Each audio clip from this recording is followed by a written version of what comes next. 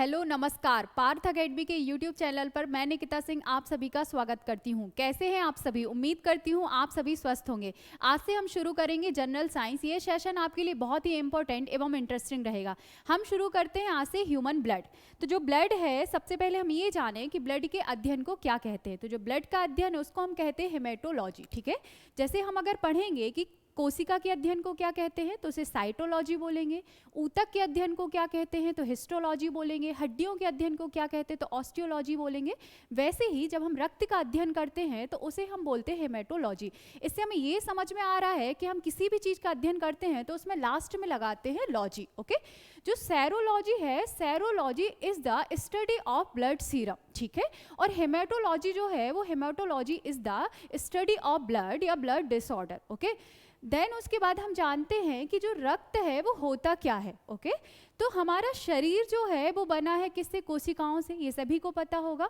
कोशिकाओं से मिलकर बनते हैं ऊतक, एवं ऊतक से मिलकर बनता है अंग, और अंग से मिलकर बनता है एक बॉडी। ठीक है, मतलब सेल, सेल के बाद टिश्यूज, टिश्यूज के बाद ऑर्गन, ऑर्गन के बाद पूरी बॉडी का निर्माण होता है। तो जो हमारा ब्लड है वो भी एक क्या है? ऊतक है।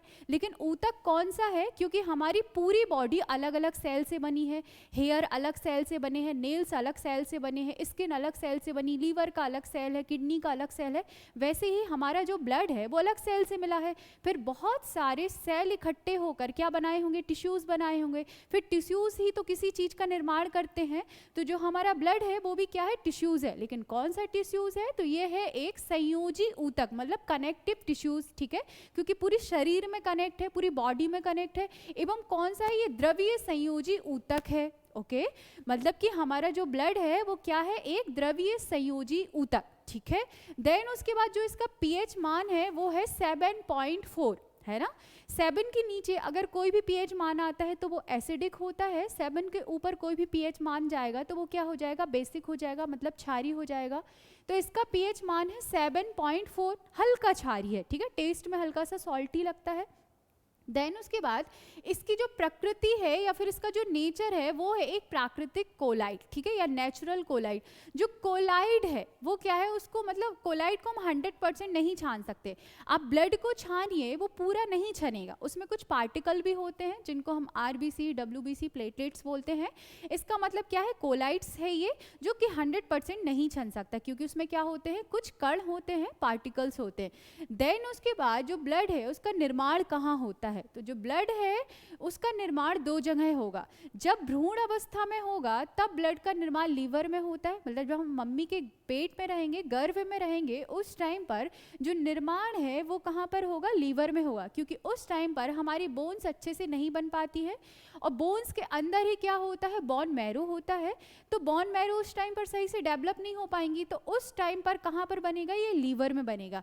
उसके बाद आफ्टर बर्थ या फिर एडल्ट एज पर हमारा जो ब्लड है वो कहाँ बनेगा? बोन मैरो में बनेगा, क्योंकि बोन मैरो कहाँ होता है? हड्डियों के अंदर होता है। हड्डियाँ डेवलप होंगी किस में? After birth. ठीक है, स्ट्रॉन्ग हो जाएंगी, हड्डियाँ डेवलप हो जाएंगी, बोन मैरो बन जाएगा, तो वहाँ पर हमारे ब्लड का निर्माण होने लगता है। लेकिन जब हम गर्भ अवस्था में होते, गर्भ में होते हैं, उस टाइम पर हमारी बोन्स जो है अच्छे से डेवलप नहीं हो पाती हैं, तो वहाँ पर कहाँ क्या बनता है? लीवर में बनता है। ठीक है, तो अगर क्वेश्चन आ जाए कि ब्लड का निर्माण भ्रूण अवस्था में कहाँ पर होता है, तो आप बोलोगे कि लीवर में, एवं वयस्क अवस्था में कहाँ पर होता है? तो बोन मैरो में होता है। ठीक है, देन उसके बाद हमने पढ़ा रक्त का अध्ययन, तो वो एक अलग था कि हम हेमेटोलॉजी भी बोल सकते हैं, सेरोलॉजी भी बोल सकते हैं। ठीक है, उसके बाद देखते हैं कि जो रक्त परिसंचरण की खोज जो की थी वो की थी विलियम हार्वे ने। अब रक्त परिसंचरण, ठीक है, ब्लड सर्कुलेशन, तो जो हमारा ब्लड जो ऊपर से नीचे दौड़ रहा, पूरे शरीर में जो रन कर रहा है, सर्कुलेट हो रहा है, उसके बारे में किसने बताया? तो उसके बारे में बताया विलियम हार्वे ने। ठीक है,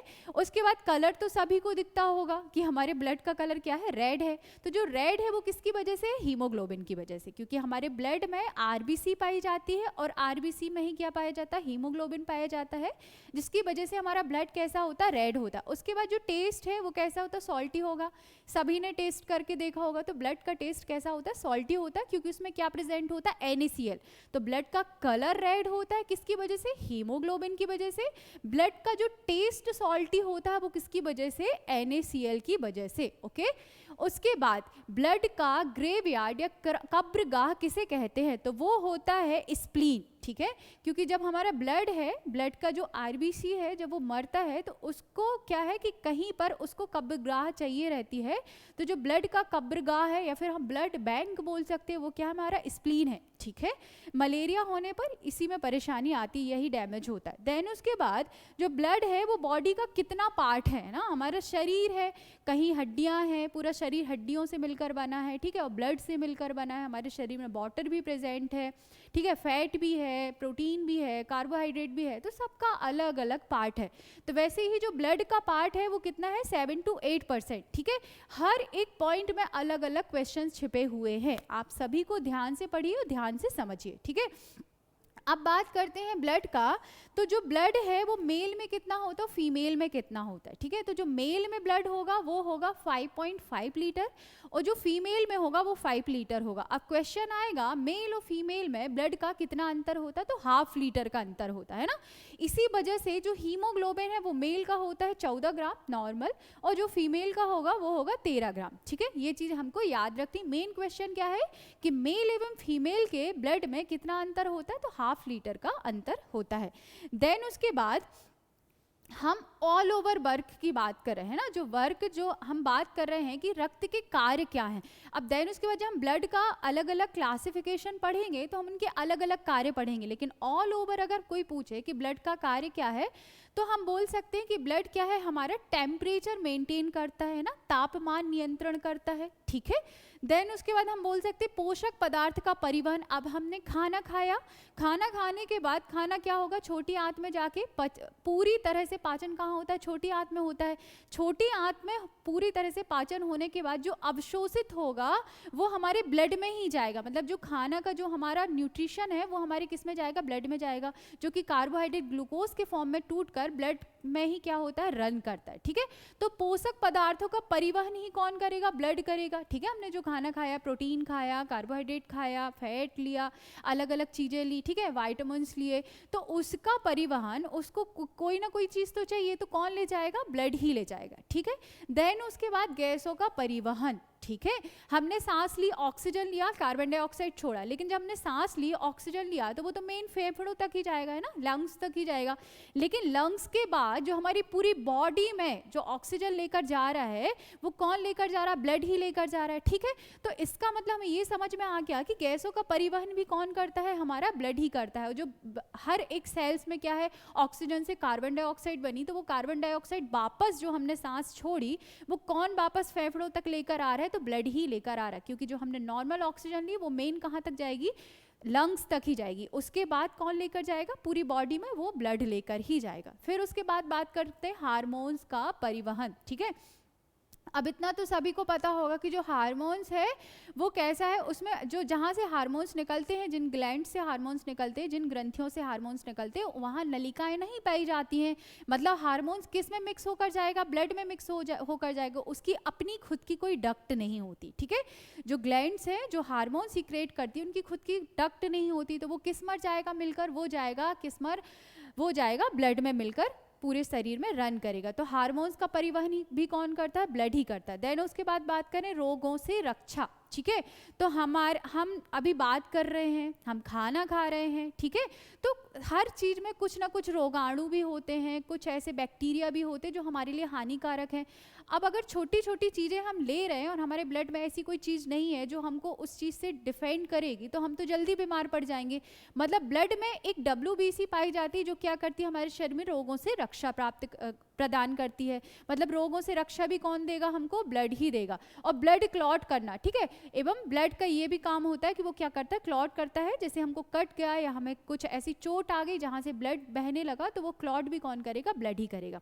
तो ये हमारा हो गया ऑल ओवर वर्क, ठीक है, कि ताप का टेम्परेचर मेंटेन करेगा, ताप नियंत्रण करेगा, पोषक पदार्थों का परिवहन करेगा, हार्मोन्स का परिवहन करेगा, ठीक है, गैसों का परिवहन करेगा, उत्सर्जन पदार्थ का परिवहन। अब उत्सर्जी पदार्थ का परिवहन भी कौन करता है, जैसे कि क्या होते हैं हानिकारक जो चीज़ें होती हैं, अमोनिया, यूरिया, इनका परिवहन भी कौन करेगा, ब्लड ही करेगा, जो हमारी यूरिन के थ्रू क्या हो जाता है, बाहर निकल जाता है, ठीक है।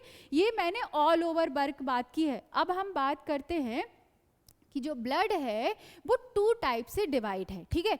एक तो है क्या हमारा प्लाज्मा और एक है क्या ब्लड कार्बोसेल्स, ठीक है। मतलब प्लाज्मा और रुधिराणु, मतलब रुधिर के अणु या रक्त के अणु।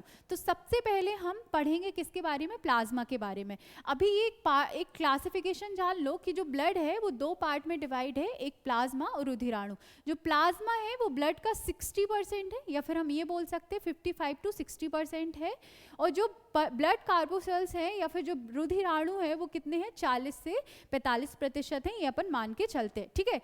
देन उसके बाद जो प्लाज्मा है उसमें वाटर कितना है, प्रोटीन कितना है, जो हमारे ब्लड में लिक्विड फॉर्म है वही क्या है, प्लाज्मा है, ठीक है। तो वाटर, प्लाज्मा में जो वाटर है वो 90% है। देखो दोनों अलग अलग रेशो है। अगर पूछ लिया जाए कि ब्लड जो है वो कितने पार्ट में डिवाइड है, 2 पार्ट में डिवाइड है, एक है प्लाज्मा और एक है रुधिराणु, ठीक है। तो प्लाज्मा का परसेंटेज है 60 और रुधिराणु का परसेंटेज है 40, ठीक है। 60-40% है। लेकिन प्लाज्मा क्या है, लिक्विड फॉर्म में है, और रुधिराणु क्या है, एक पार्टिकल, ये अणु के फॉर्म में है, नाम से ही समझ में आया, रुधिर के अणु है ना। तो ये क्या है, आरबीसी, डब्ल्यूबीसी, प्लेटलेट्स, ये किस में आ जाएंगे, रुधिराणु में आ जाएंगे। और प्लाज्मा क्या है, लिक्विड फॉर्म में है। तो जो प्लाज्मा का 60% है उसमें जो वाटर है वो कितना है, 90% है, ठीक है। इसमें प्रोटीन भी पाया जाता है 7 to 8%, और कुछ हैवी मटेरियल्स या फिर अदर्स मटेरियल्स हम बोल सकते हैं वो भी पाए जाते हैं, ठीक है। फिर जो ब्लड कार्बोसेल्स है उसमें आरबीसी, डब्ल्यूबीसी, ब्लड प्लेटलेट्स, ये चीजें पाई जाती हैं, ठीक है। अब हम पढ़ते हैं किसके बारे में, प्लाज्मा के बारे में, कि प्लाज्मा होता क्या है। तो जो प्लाज्मा है, अभी मैंने बताया कि ब्लड का 60% पार्ट क्या है, प्लाज्मा है, ठीक है। हम जब ब्लड देखते हैं तो लिक्विड फॉर्म में ही तो दिखता है, ज़्यादा क्या दिखता है, लिक्विड ही दिखता है। तो 60% क्या है, प्लाज्मा है, ठीक है। अब प्लाज्मा में 90% क्या पाया जाता है, वाटर पाया जाता है, 7 to 8% प्रोटीन पाया जाता है, और अदर 1 to 2% अदर चीज़ें पाई जाती हैं, जैसे कि ग्लूकोज पाया जाएगा, NaCl पाया जाएगा। अभी मैंने बताया था कि ब्लड का जो टेस्ट होता है वो सॉल्टी होता है, वो किसकी वजह से होता है, NaCl मतलब नमक की वजह से होता है, तो वो भी उसमें पाया जाएगा। ग्लूकोज वगैरह पाया जाता है, तो ये अदर में आएगा। और जो प्रोटीन है ब्लड में, एल्ब्यूमिन, ग्लोब्यूमिन और फाइब्रोनोजन और प्रोथ्रोम्बिन, ये 4 प्रोटीन किस में पाए जाते हैं, प्लाज्मा में, ठीक है। ध्यान से सुनना, एल्ब्यूमिन, ग्लोब्यूलिन, फाइब्रोनोजेन एवं प्रोथ्रोम्बिन, ठीक है। जो एल्ब्यूमिन है वो ब्लड को क्या करता है, हल्का सा डेंस करता है, मतलब प्लाज्मा को हल्का सा क्या करेगा, गाढ़ा करेगा, ठीक है। फिर जो ग्लोब्यूमिन है वो क्या करेगा, एंटीबॉडी देगा, लेकिन थोड़ी से मात्रा में, क्योंकि मेन एंटीबॉडी जो है वो कौन देगा, WBC, 7 to 8%। अब आप समझ जाओ 7 to 8% कितना ही होगा, थोड़ा सा, है ना। तो हल्का से ये डेंस करेगा, हल्की सी एंटीबॉडी प्रदान करेगा। और फाइब्रोनोजेन एवं प्रोथ्रोम्बिन क्या करेगा, ये बोथ हेल्पफुल टू क्लॉटिंग, मतलब ये दोनों क्या करेंगे, क्लॉटिंग में हेल्प करेंगे, ठीक है, ब्लड क्लॉट करने में हेल्प करेंगे। मतलब हमें इतना समझ में आ गया कि प्लाज्मा का 90%, प्लाज्मा में 90% वाटर होता है, 7 to 8% प्रोटीन होता है। उसमें प्रोटीन में भी क्या पाया जाता है, ग्लोब्यूलिन पाया जाता है एवं एल्ब्यूमिन पाया जाता है, फाइब्रोनोजेन पाया जाता है, प्रोथ्रोम्बिन पाया जाता है, ठीक है। और जो अदर सब्सटेंस होते हैं तो मैंने बता ही दिया, जैसे ग्लूकोज हो गया, NaCl हो गई, ये सारी चीज़ें होती हैं। अब बात करते हैं प्लाज्मा के कार्य। उसके अभी इसके पहले अपन ने क्या पढ़ा था कि ऑल ओवर ब्लड, ठीक है, ऑल ओवर ब्लड का अपन ने वर्क पढ़ा था। अभी हमें पढ़ना है कि प्लाज्मा का कार्य क्या है, स्पेशली प्लाज्मा का कार्य क्या है। तो स्पेशली प्लाज्मा का कार्य है पचे हुए भोजन एवं हार्मोन्स का संवहन करना, ठीक है। इससे ये समझ में आ रहा है कि जो हमने खाना खाया, खाना खाने के बाद जो हमारा न्यूट्रिशन है, या जो खाना खाने के बाद जो कार्बोहाइड्रेट ग्लूकोज के फॉर्म में टूटेगा, तो वो ग्लूकोज हमारे पूरे शरीर में कौन ले जाएगा, ब्लड का प्लाज्मा ले जाएगा, ठीक है। और जो हार्मोन्स हैं, जो अलग अलग ग्लैंड से हार्मोन्स निकलेंगे, जैसे पीयूष ग्रंथि से निकलेंगे, ठीक है, थायराइड ग्लैंड से निकलेंगे, तो उन हार्मोन्स का परिवहन भी कौन करेगा, ब्लड का प्लाज्मा करेगा, ठीक है, क्लियर। तो ब्लड में जो प्लाज्मा है वही क्या करेगा, भोजन एवं हार्मोन्स का परिवहन करेगा, ठीक है। तो मेन कार्य क्या है हमारा प्लाज्मा का, पचे हुए भोजन और हार्मोन्स का परिवहन करना।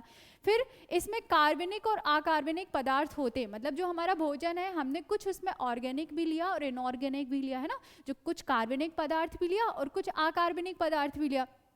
तो जो अकार्बनिक पदार्थ है वो sodium chloride, sodium bicarbonates, calcium, magnesium, ठीक है, पोटेशियम, फॉस्फेट, ये सारी चीज़ें हम थोड़े थोड़े मात्रा में लेते हैं, ठीक है, बहुत कम मात्रा में, बहुत ज़्यादा नहीं, बहुत कम मात्रा में। तो ये सारे क्या है, अकार्बनिक पदार्थ हैं जिसमें कार्बन प्रेजेंट नहीं होगा, वो अकार्बनिक पदार्थ हैं, और जिसमें कार्बन प्रेजेंट होगा वो कार्बनिक पदार्थ हैं, क्लियर।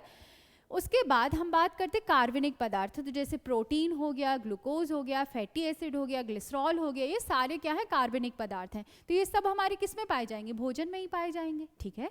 तो मतलब भोजन एवं हार्मोन्स का परिवहन कौन करेगा, हमारा प्लाज्मा करेगा, ओके क्लियर। तो ये हमने पढ़ लिया प्लाज्मा के बारे में। अब हम बात करते हैं, ये हमारा क्या है, द एलिमेंट्स ऑफ ब्लड, मतलब ये हमारा पूरा ब्लड के स्ट्रक्चर की बात करें तो देखो सबसे ज़्यादा क्या दिख रहा है, ये लिक्विड फॉर्म में सबसे ज़्यादा क्या दिख रहा है हमको, प्लाज्मा ही दिख रहा है, ठीक है। ये सारा 55%, 55 to 60% ये प्लाज्मा दिख रहा है। उसके बाद हमको platelets, red blood cells, WBC ये चीज़ें दिख रही। तो हमें समझ में आ गया कि प्लाज्मा सबसे ज़्यादा प्रेजेंट होता है, मतलब 60% प्रेजेंट होता है। अब हम आते हैं ब्लड कार्पोसल्स पर, मतलब रक्त के रुधिराणु, ठीक है। रक्त के रुधिराणु जो हैं वो 3 टाइप के होंगे, एक RBC, WBC और ब्लड प्लेटलेट्स, ठीक है। तो जो हमारे ब्लड कार्पोसल्स हैं वो 3 पार्ट में डिवाइड हैं, RBC, WBC एंड प्लेटलेट्स, ठीक। तो जो हम शुरुआत सबसे पहले RBC से करते हैं, देन WBC पढ़ेंगे, उसके बाद हम प्लेटलेट्स पढ़ेंगे, ठीक है। सबसे ज़्यादा हमारे रक्त कणिकाओं में या रक्त के अणुओं में सबसे ज़्यादा होता है RBC, ठीक है। इसीलिए हमको क्या दिखता है, ब्लड रेड दिखता है, ओके। तो सबसे पहले हम ये जान लें कि RBC को आखिर बोलेंगे क्या, RBC का फुल फॉर्म क्या है, रेड ब्लड कार्पोसल्स, ठीक है, या फिर रेड ब्लड सेल बोल सकते हैं। लेकिन इसका जो वैज्ञानिक नाम है या साइंटिफिक नेम है वो है एरेथ्रोसाइट्स, ठीक है। क्या बोलेंगे, एरेथ्रोसाइट्स। इसको मैं याद करवा दूंगी, लास्ट में एक ट्रिक बताऊंगी तो आपको ईजिली याद हो जाएगा, ठीक है। अभी फिलहाल हम देखते हैं कि RBC का साइंटिफिक नेम क्या है, एरेथ्रोसाइट्स, इससे क्वेश्चन बन सकता है। देन उसके बाद इसका आकार बहुत इंपॉर्टेंट है, अभी MPPSC प्री में ना एक स्पेशल टॉपिक जोड़ा गया है, anaemia, sickle cell anaemia. Sickle cell anaemia में ये RBC के आकार में ही कुछ चेंजेस हो जाते हैं, जिसकी वजह से क्या हो जाता है, सिकल सेल एनीमिया हो जाता।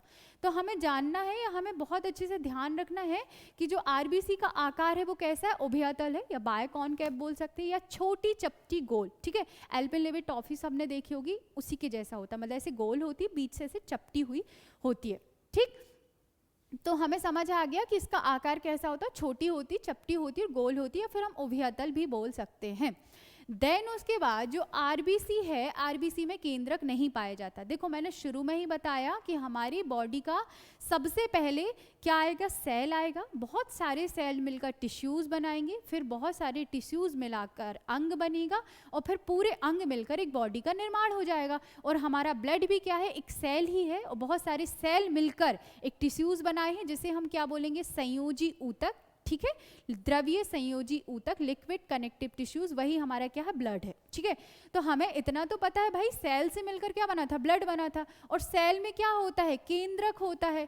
लेकिन RBC की सेल में केंद्रक नहीं होगा, ठीक है।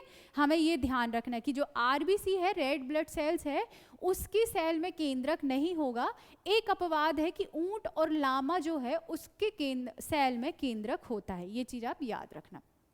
फिर उसके बाद RBC का रंग कैसा होता है, तो लाल होता है। क्यों होता है, हीमोग्लोबिन की वजह से। मैंने फर्स्ट में ही बताया था कि जो ब्लड होता है, ब्लड का कलर कैसा होता है, लाल होता है। लेकिन मेनली ये लाल कलर कहाँ प्रेजेंट होता है, RBC में होता है। और RBC में क्या होता है, हीमोग्लोबिन होता है। हीमोग्लोबिन में क्या होता है, आयरन होता है, ठीक है।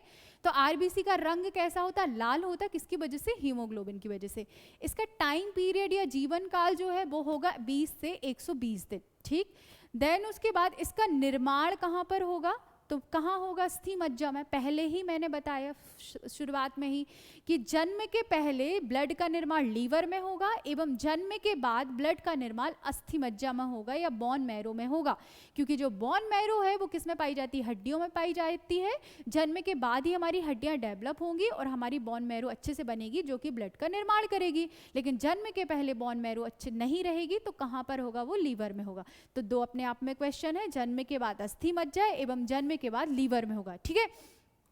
अब जो ब्लड का RBC है उसमें लाइसोजाइम नहीं पाया जाता। जो लाइसोजाइम है इसको कहते हैं आत्महत्या की थैली, ठीक है। ये क्या करता है, ये अगर कुछ भी उसमें मिस्टेक आ गया या कुछ ऐसे बैक्टीरिया हैं, ठीक है, उनको ये क्या कर जाता है कि खा लेता है, ठीक है। और देन उसके बाद ये खुद को ही खा लेगा। लेकिन अगर आरबीसी में लाइसोजाइम नहीं पाया जाएगा और जैसे ही वो मरेगी, क्योंकि आरबीसी का जीवन काल भी कितना होगा, 20 से 120 दिन होगा। अब जैसे ही आरबीसी मरेगी तो उसको कहीं ना कहीं तो भाई जाना पड़ेगा ना, तो उसका कहीं ना कहीं कब्रगाह तो बनाना पड़ेगा, क्योंकि लाइसोजाइम होता तो वो उसको खा जाता, अब वहाँ खाने के लिए कुछ नहीं है। तो इसीलिए आरबीसी का कब्रगाह किसे कहते हैं, हम स्प्लीन को कहेंगे, प्लीहा कहेंगे, या उसे तिल्ली कहेंगे, ठीक है। देन उसके बाद इतना हमें पता, मतलब ये हमें पता होना चाहिए कि हमारे शरीर में आरबीसी मरेगा, डब्ल्यूबीसी मरेगा और प्लेटलेट्स मरेगा, तीनों के अलग अलग जीवन काल है, लेकिन प्लाज्मा हमेशा जिंदा होता है। फिर बोन मैरो क्या करेगा, आरबीसी, डब्ल्यूबीसी और प्लेटलेट्स को दोबारा बनाएगा और किस में दे देगा, प्लाज्मा में दे देगा, ठीक है। तो हमें इतना पता होना चाहिए कि प्लाज्मा जिंदा रहता है, मरते कौन है, आरबीसी, डब्ल्यूबीसी एवं प्लेटलेट्स, ठीक है। फिर उसके बाद जो आरबीसी की संख्या है सबसे ज़्यादा पाई जाती है ना। ब्लड को हमने दो भागों में डिवाइड किया था, प्लाज्मा और रुधिराणु। प्लाज्मा को हमने सेपरेट पढ़ा, फिर हमने रुधिराणु में तीन चीज़ देखी, आरबीसी, डब्ल्यूबीसी एवं प्लेटलेट्स। अभी हम क्या पढ़ रहे हैं, आरबीसी पढ़ रहे हैं। तो जो आरबीसी है वो ब्लड में पाई जाती है 50 लाख, ठीक है, 50 लाख mmQ सबसे ज़्यादा पाई जाती है आरबीसी, ठीक है। फिर उसके बाद जो रुधिराणु है वो आरबीसी का मतलब जो हमारी आरबीसी है वो रुधिराणु का 95% भाग है। मैंने अभी बोला ना कि 50 लाख पाई जाती, सबसे ज़्यादा पाई जाती, मतलब जो रुधिराणु है वो 3 टाइप में डिवाइड है, तो इसमें जो आरबीसी है वो ही अपने आप में 95% है, मतलब सबसे ज़्यादा क्या पाई जाएगी, आरबीसी पाई जाएगी। अगर आरबीसी की कमी हो गई तो क्या हो जाता है, एनीमिया हो जाता है, ठीक है। मतलब आरबीसी में हीमोग्लोबिन पाया जाता है, उस हीमोग्लोबिन की कमी की वजह से क्या हो जाता है, एनीमिया हो जाता है, ठीक। और जो हमारी अगर आरबीसी क्या होता है कि जैसे ही हम ऊंचाई में जाते हैं, हाइट में जाएंगे या पहाड़ में जाएंगे, तो उसमें आरबीसी का आकार क्या हो जाता है, बढ़ने लगता है और ऑक्सीजन डिसॉल्व करने की क्षमता घटने लगती है, जिससे हमको सांस लेने में क्या है, कठिनाइयाँ जाती हैं। तभी हम देखते हैं कि जैसे जैसे हम हाइट में जाते जाएंगे तो हमको सांस लेने में दिक्कत होने लगती है, ठीक। उसके बाद आरबीसी से डीएनए टेस्ट नहीं होता है। अब बनी सी बात है, आरबीसी क्या है, एक सेल ही है। अब सेल में अगर केंद्रक नहीं पाया जाएगा, केंद्रक में ही तो डीएनए पाया जाता है। अब इसमें जब डीएनए ही नहीं, केंद्रक ही नहीं है, तो भाई हम डीएनए टेस्ट कैसे करेंगे। तो क्वेश्चन आ जाए कि आरबीसी से डीएनए टेस्ट कर सकते हैं या नहीं कर सकते, तो आरबीसी से हम डीएनए टेस्ट नहीं कर सकते, ठीक। फिर उसके बाद ब्लड है, ब्लड में आरबीसी पाया जाता है, आरबीसी में हीमोग्लोबिन पाया जाता है, हीमोग्लोबिन में ही क्या पाया जाता है, आयरन पाया जाता है। सुना होगा किसी को एनीमिया हो गया तो हम बोलते भाई चुकंदर खाओ जिसमें आयरन है, आयरन रिच फूड खाओ, है ना, पालक खाओ, ये सारी चीज़ें हम उनको क्या एडवाइस करते कि ये चीज़ें। तो हमें इतना तो कॉमन सेंस होगा कि भाई आयरन कहीं ना कहीं तो ज़रूरी है, तो मतलब हीमोग्लोबिन में आयरन पाया जाता है। अब जब हम आयरन खाएंगे तो हमारा हीमोग्लोबिन बढ़ जाएगा, हीमोग्लोबिन बढ़ जाएगा तो हमारा जो हम एनीमिक हैं वो उससे क्या हो जाएंगे, मुक्त हो जाएंगे, ठीक। फिर आरबीसी में protein, iron, vitamin B6, B12 तथा फॉलिक एसिड भी पाया जाता है, ये अपन को पता होना चाहिए। फिर जो आरबीसी की संख्या है, जो आरबीसी की संख्या हमने कैसे देखी कि 50 लाख है, ठीक है। तो उसको हम कैसे पता लगाएंगे कि ये है कितनी, ठीक है। तो उसको मापने के लिए हीमोसाइटोमीटर से इसको हम क्या करते हैं, मापते हैं, ओके। देन उसके बाद आरबीसी का कार्य क्या है, जैसे हमने प्लाज्मा का कार्य पढ़ा था, अब हम पढ़ेंगे आरबीसी का कार्य क्या है। तो आरबीसी का मेन वर्क है ऑक्सीजन और कार्बन डाइऑक्साइड का परिवहन, मतलब हमने सांस ली और सांस छोड़ी, ठीक है। हमने सांस ली, ऑक्सीजन लिया, उसने ऑक्सीजन ने फेफड़ों को दे दिया, ऑक्सीजन क्या किया, फेफड़ों तक आ गया, फेफड़ों के बाद ब्लड का जो आरबीसी है वो ऑक्सीजन को कैरी करके हमारी पूरी बॉडी में क्या है, सर्कुलेट कर देगा, हर एक सेल में, बॉडी के हर एक सेल में ऑक्सीजन को क्या करेगा, दे देगा। तो इसका मतलब ये है कि जो आरबीसी है वही क्या करता है, गैसों का परिवहन करता है। जैसे हमने शुरुआत में पढ़ा था, ऑल ओवर ब्लड का कार्य पढ़ा था कि वो गैसों का परिवहन करता है, पचे हुए भोजन का परिवहन करता है, ठीक है। तो मेन गैसों का परिवहन कौन करता है ब्लड के अंदर, तो वो करता है कौन, हमारा आरबीसी करता है, ठीक है। सबके अलग अलग कार्य हैं, मैं सबके अलग अलग कार्य याद रखने हैं। तो जो ऑक्सीजन और कार्बन डाइऑक्साइड का परिवहन कौन करेगा, आरबीसी करेगा। आरबीसी में जो हीमोग्लोबिन है वही ऑक्सीजन के अणु को कैरी करके हमारी ब्लड के हर एक सेल को दे देगा, जिससे हम क्या करेंगे, हमारी हर एक सेल जो है वो सांस ले पाएगी। उसको जिंदा रहने के लिए चाहिए ना, सांस लेने के लिए ऑक्सीजन चाहिए, क्योंकि मेन हमने सांस ली तो जो हमारा ऑक्सीजन है वो तो फेफड़ों तक ही जाएगा, उसके बाद कोई ना कोई चाहिए जाने के लिए, तो वो कौन जाएगा, हीमोग्लोबिन ही लेकर जाएगा, ठीक। फिर क्या है, मैंने बता ही दिया कि ऑक्सीजन के परिवहन के लिए हीमोग्लोबिन नामक पिगमेंट का यूज़ किया जाता है। ठीक, फिर एक चीज़ है, मैंने बताया कि ब्लड क्लॉट, अभी हम पढ़ेंगे आगे कि ब्लड क्लॉटिंग करने में कौन हेल्प करता है। ठीक है, मेन कौन हेल्प करता है, प्लेटलेट्स हेल्प करती। ठीक है, लेकिन जो फाइब्रिनोजेन नामक प्रोटीन है वो क्या करेगा, बाहर ब्लड क्लॉट नहीं होने देगा। हमको कट गई तो बाहर क्या है, ब्लड क्लॉट नहीं होने देगा। लेकिन हमारे शरीर के अंदर ब्लड क्लॉट ना हो उसके लिए भी कोई ना कोई प्रोटीन चाहिए, तो वो कौन सा प्रोटीन है, हेपेरिन प्रोटीन है। ठीक है, हेपेरिन नामक पिगमेंट है या प्रोटीन है, ये हम बाद में डिस्कस कर लेंगे। ठीक, तो इसके बाद हम पढ़ेंगे WBC। तो आज हम ये टॉपिक यहीं पर ख़त्म करते हैं। जहाँ भी आपको डाउट हो तो आप बता सकते हैं। प्लीज़ चैनल को सब्सक्राइब करें एवं शेयर करें। Thank you.